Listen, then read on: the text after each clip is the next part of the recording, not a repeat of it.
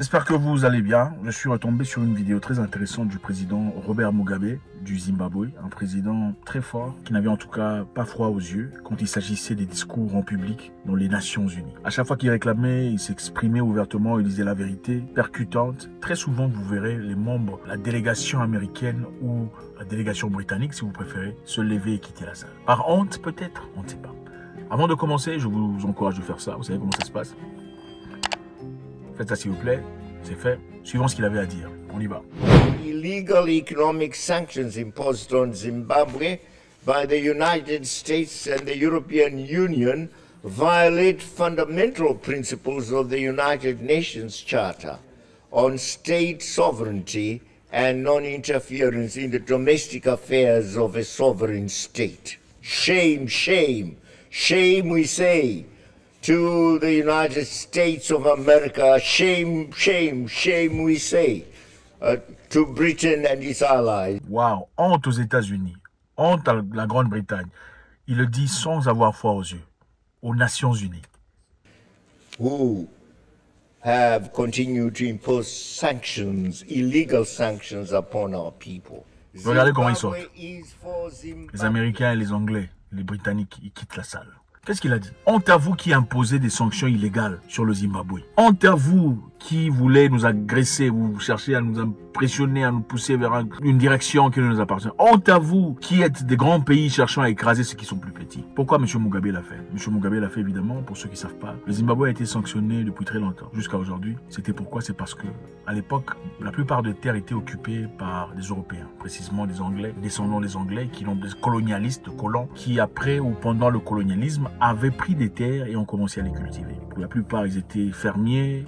Ils étaient dans les mines, l'exportation, l'exploitation des mines. Et les Zimbabwéens, en effet, n'étaient que consommateurs. Vous venez dans notre pays, vous prenez les terres de force, vous nous imposez des lois, vous commencez à travailler les terres, en tout cas, vous vous servez de nous gratuitement, ou presque à prix très réduit, pour commencer finalement à produire ce qu'il y a de terre et vendre aux Zimbabwéens qui devenaient simplement consommateurs. À l'arrivée de Mugabe au pouvoir, il a demandé des réformes, des changements radicaux immédiatement. Ces changements comportaient la reprise des terres entre les mains des colons, disons des Européens, des descendants d'Européens, pour les rétablir entre les mains des Zimbabwéens. Pourquoi le faire?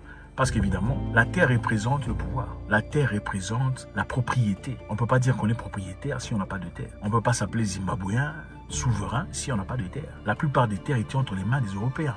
Alors M. Mugabe a pris les terres et les a réunies entre les Zimbabwéens. L'opinion internationale était farouche contre M. Mugabe. Pourquoi on disait, a-t-il pris les terres de force des Européens pour les redonner aux Zimbabwéens? Il aurait dû acheter les terres. Il aurait dû payer de l'argent pour reprendre les terres. M. Mugabe dit, mais pourquoi je dois payer de l'argent pour reprendre les terres? Les terres qui nous appartiennent. Ont-ils payé de l'argent pour prendre ces terres quand ils sont venus? Non. Ils ont pris les terres par force. Ils ont battu, flagellé, agenouillé, humilier les personnes pour prendre ces terres. Pourquoi à notre tour, quand il faudrait reprendre les terres, faudrait-il que l'on emploie des systèmes de stratégie internationales qui ont besoin de respect et tout le bazar? On reprendra nos terres pour les accorder à nos peuples zimbabwéens. Après avoir donné des terres aux Zimbabwéens pour travailler comme fermiers, malheureusement, beaucoup ont été incapables de gérer ces terres.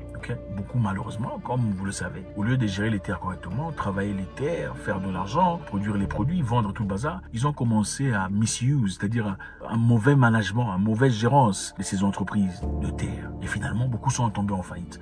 En plus de cela, on ne compte pas le fait que le Zimbabwe a été sanctionné par les États-Unis et l'Angleterre pour avoir repris les terres et donné aux Zimbabwéens. Oui, ils ont été sanctionnés pour ça.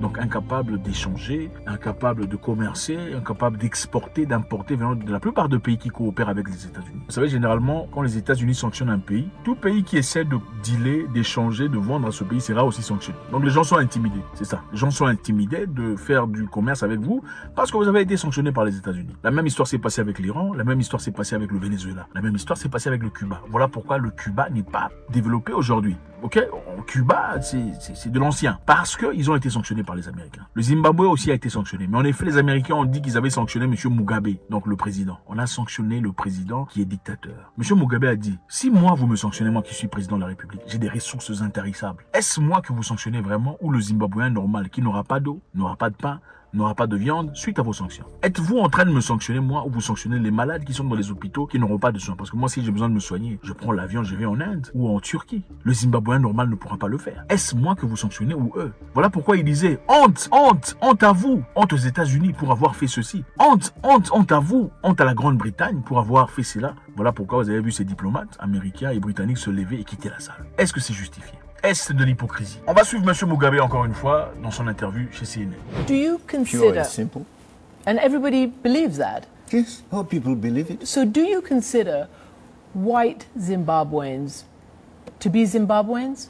Those who are naturalized and have citizenship, yes. Those who've been living there for years and years and years? But historically. Right. Historically, the people who've they have a debt. Contributing to farming, historiquement, ils ont une dette.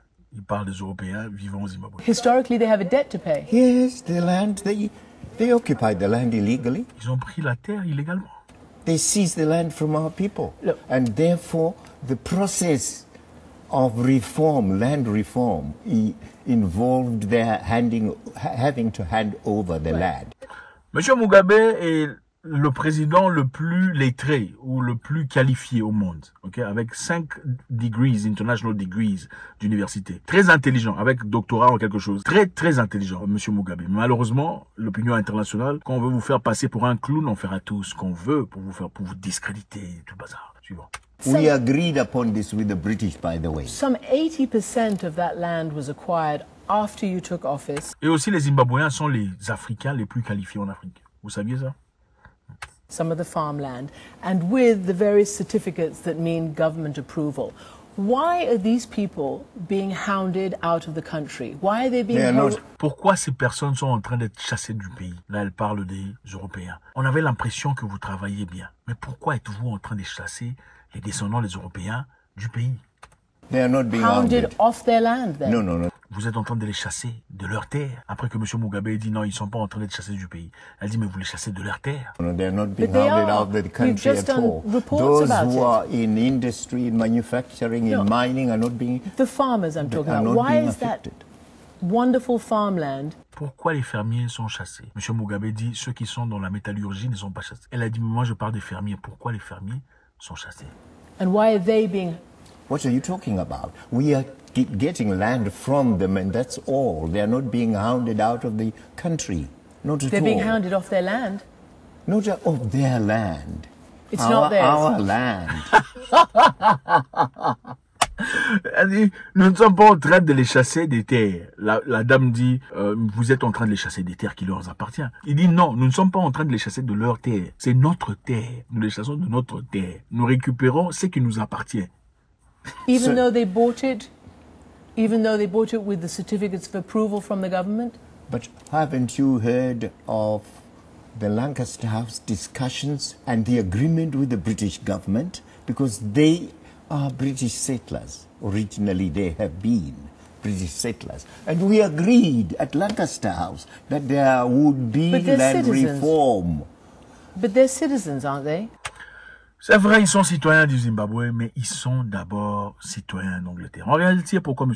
Mugabe a fait ça? C'est parce qu'il remarquait que la plupart de ces Anglais qui travaillaient, après avoir reçu leur argent, en tout cas les revenus de leur commerce, ils renvoyaient l'argent en Grande-Bretagne, dans les banques.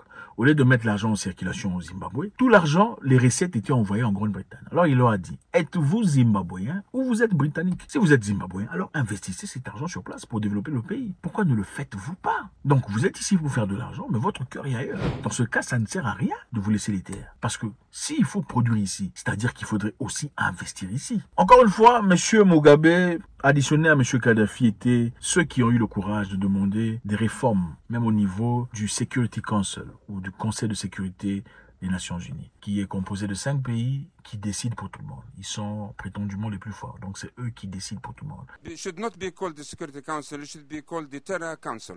Les États-Unis, la Grande-Bretagne, la France, la Russie et la Chine. L'Afrique n'est pas représentée. Et dit, mais nous, on doit venir ici, vous regarder, parler, discuter, échanger sur l'avenir. Est-ce que nous sommes vos enfants, pendant que nous ne sommes pas représentés? Pourquoi on doit faire partie d'une table où on n'a pas le mot à dire, on n'a pas de droit de parler? Ça n'a aucun sens. M. Mugabe a eu le courage de le dire. Suivez. We are supposed to be free and independent Mr. Ban Ki-moon. Et en plus, il avait un sens d'humour. Hein. Supposed to be free, the 54 countries. Nous sommes censés être des pays libres, apparemment, monsieur Ban Ki-moon. We come to the United Nations, it's ceremonial. Every year, September, we are there. We pay lots of money to go there. And to the General Assembly, we make speeches, we go back home, year in, year out. But the bosses in the Security Council say, you shall never have the powers that we have as permanent members. Les boss de Security Council. Donc là, il parle, les boss, hein, les chefs de conseil de sécurité disent, vous n'aurez jamais le même pouvoir que nous avons. On part chaque année, on dépense de l'argent, on y va. Chaque année, on part. Mais les boss du conseil de sécurité, là, ils parlent des États-Unis, la France, l'Angleterre et les autres. Les boss veulent pas que ils disent que vous ne serez jamais comme nous. Vous n'aurez jamais notre pouvoir. And we have asked and asked and asked. And asked and asked. Reform the Security Council. Paix à son âme.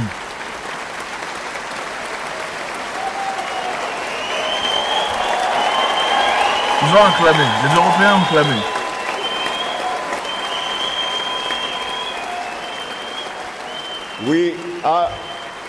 I want to tell you, Mr. Ban Ki-moon, you are a good man.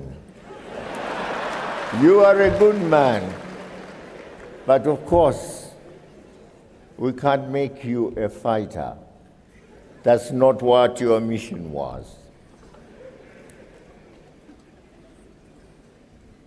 We will fight a fight for our own identity, for our own integrity and personality as Africans. We are Africans. Aucun commentaire.